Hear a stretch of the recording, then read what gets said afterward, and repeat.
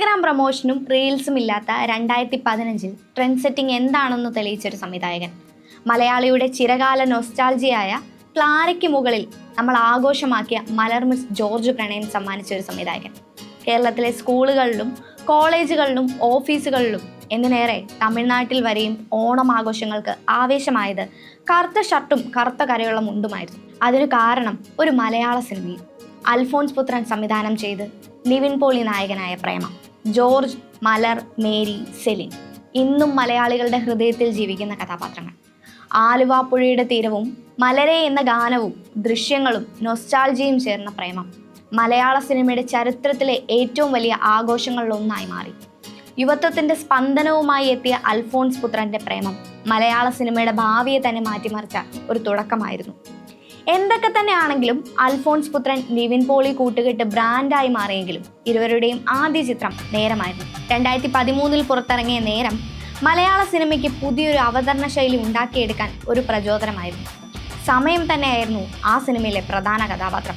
തുടക്കത്തിൽ തമിഴ്നടൻ ജയ് നായകനായി ആലോചിച്ച സിനിമയായിരുന്നു നേരം. എന്നാൽ ചില കാരണങ്ങളാൽ അത് നടന്നില്ല. അങ്ങനെ അൽഫോൺസ് തൻ്റെ സുഹൃത്തും നടനുമായ നിവിൻ പോളിയെ വെച്ച് സിനിമ പ്ലാൻ ചെയ്യുകയായിരുന്നു. തട്ടത്തിമറയത്തിൻ്റെ ഹിറ്റിൽ നിൽക്കുന്ന നിവിൻ്റെ അടുത്ത ബ്രേക്ക് ത്രൂ ആയിരുന്നു നേരം.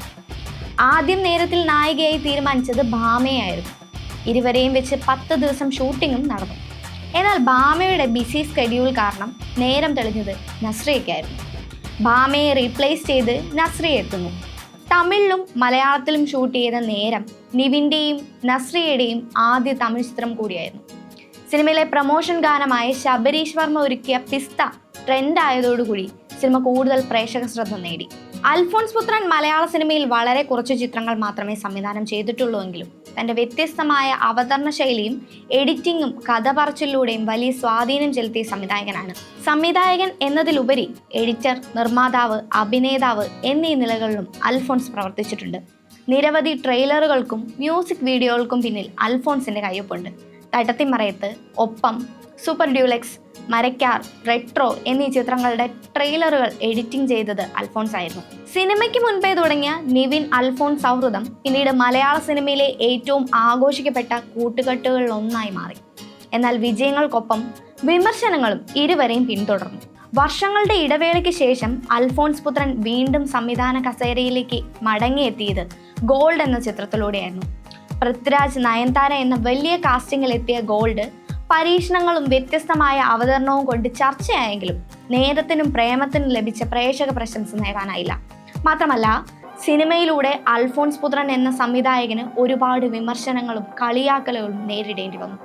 അതിനുശേഷം വ്യക്തിജീവിതത്തിലും വെല്ലുവിളികളെ നേരിട്ട അൽഫോൺസ് തൻ്റെ ആരോഗ്യസ്ഥിതിയെക്കുറിച്ച് തുറന്ന് സംസാരിക്കുകയും സിനിമയോടുള്ള തൻ്റെ സ്നേഹം തുടരുമെന്ന് വ്യക്തമാക്കുകയും ചെയ്തിട്ടുണ്ട്.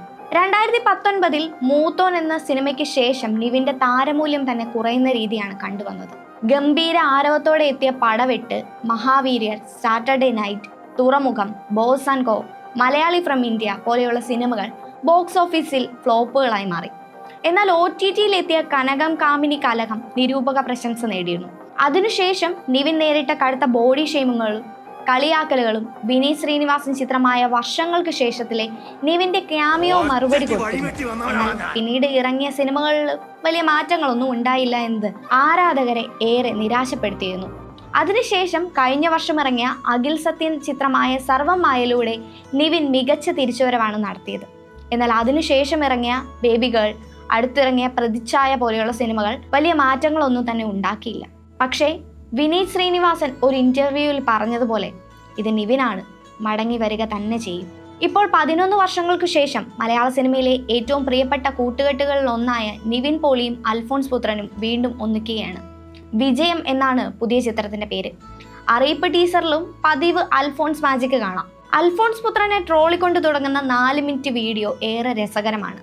സിനിമയ്ക്ക് പുറമെ ആത്മാർത്ഥ സുഹൃത്തുക്കളായ 2 പേരുടെയും റീയൂണിയനും വിജയത്തിനായി ഇരുവരും ഒരുമിച്ച് സഞ്ചരിക്കുന്ന വീഡിയോയ്ക്ക് സോഷ്യൽ മീഡിയയിൽ വലിയ സ്വീകരണം ലഭിക്കുകയാണ്. പ്രേമം ലുക്കിൽ കറുത്ത ഷർട്ടും വെളുത്ത മുണ്ടും ധരിച്ച് ഒരു കാറ്റാടിപ്പാടത്തിന്റെ പശ്ചാത്തലത്തിൽ റോഡരികിൽ കുടുങ്ങി നിൽക്കുന്ന അൽഫോൺസ് പുത്രൻ ഉറുമ്പുകളുടെയും കുഴിയാനയുടെയും ചിത്രങ്ങൾ പകർത്തുന്നതിനിടെ സ്റ്റൈലിഷ് ബൈക്ക് റേസറുടെ വേഷത്തിൽ നിവിൻ പോളിയുടെ എൻട്രി. കഥയെക്കുറിച്ച് ഒന്നും പറയാതെ തന്നെ വലിയ പ്രതീക്ഷകൾ സൃഷ്ടിക്കുന്ന ഒരു ടീസർ. സിനിമയിൽ മോട്ടോക്രോസ് റേസിംഗുമായി ബന്ധമുണ്ടാകുമെന്ന സൂചനകളും ലഭിക്കുന്നുണ്ട്. നേരം നമുക്ക് ആവേശമായിരുന്നു. പ്രേമം നമ്മളെ പ്രണയിക്കാൻ പഠിപ്പിച്ചു. ഇനി വിജയം എന്താണ് സമ്മാനിക്കാൻ പോകുന്നത്? ഒരു കാര്യം ഉറപ്പ്, മലയാള സിനിമയുടെ പ്രിയപ്പെട്ട ആലുവ ഗ്യാങ് വീണ്ടും തിരികെ എത്തിയിരിക്കുകയാണ്.